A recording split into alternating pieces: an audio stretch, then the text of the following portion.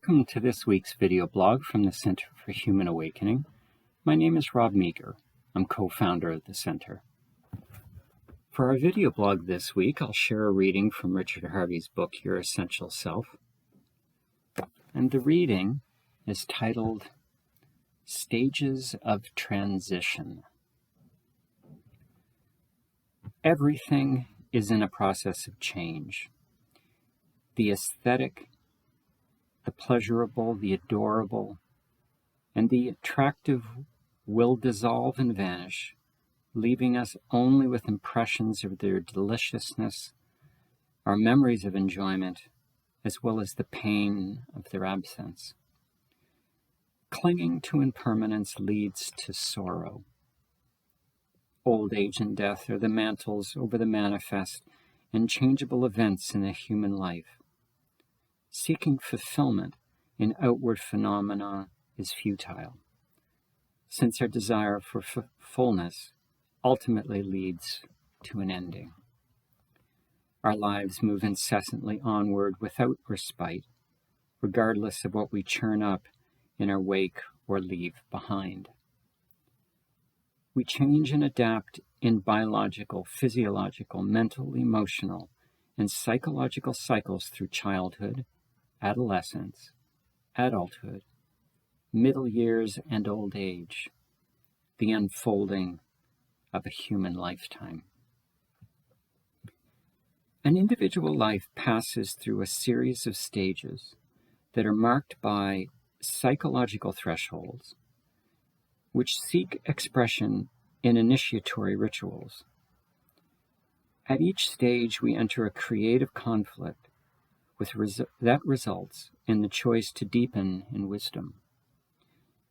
Fully incarnating at age 7 or 8, the arrival of puberty around the age of 14, bridging adolescence and the 20s at 21, owning our life path at 28, meeting the challenge of selfhood at 35, attaining true adulthood at 42, resolution at the spiritual threshold at 49, the crucial point of choice at 56, giving back to the world at 63, and the complete turn of the wheel of life at 70. Each of these stages presents us with a specific challenge, and depending on how we meet the challenge, we enter the next stage with either renewed wisdom or unfinished business. Our choice dictates the backdrop and the circumstances of our lives over the enduring or the ensuing years. Most of us need to experience a certain level of disenchantment and frustration with life before we are motivated to turn inward. So we are unlikely to begin inner work seriously before our late 20s. Even that is unusually young. The usual catalysts for the inner journey are some form of disappointment, disillusionment, or dissatisfaction.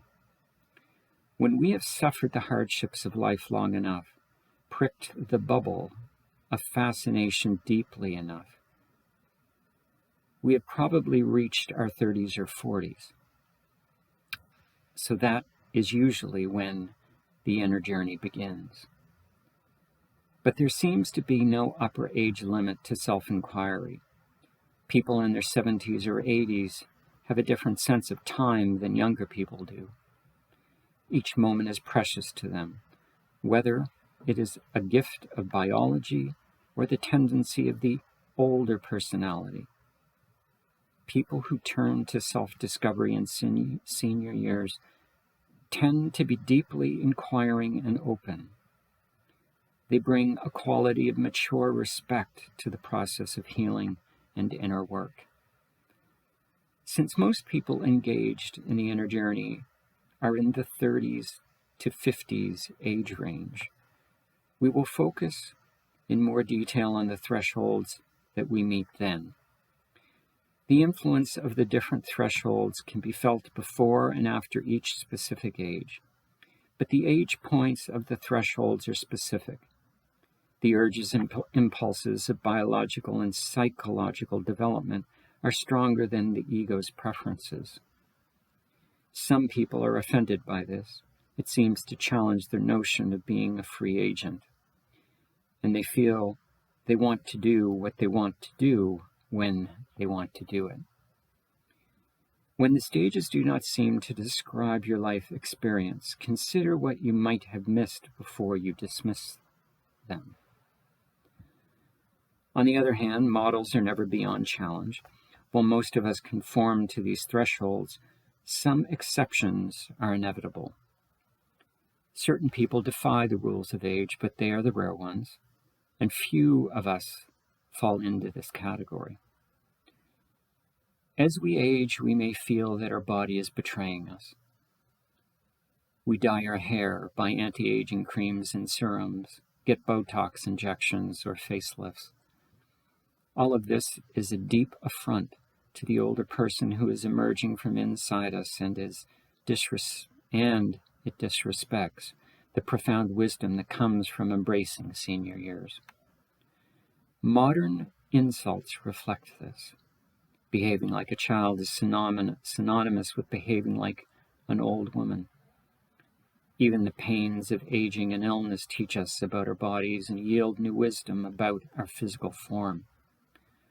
When old people criticize young people, they project and reject their youthful self, which lives on inside them and embodies the youthful qualities of taking risks, dreaming, and fantasizing. We tend to have strong feelings about our age.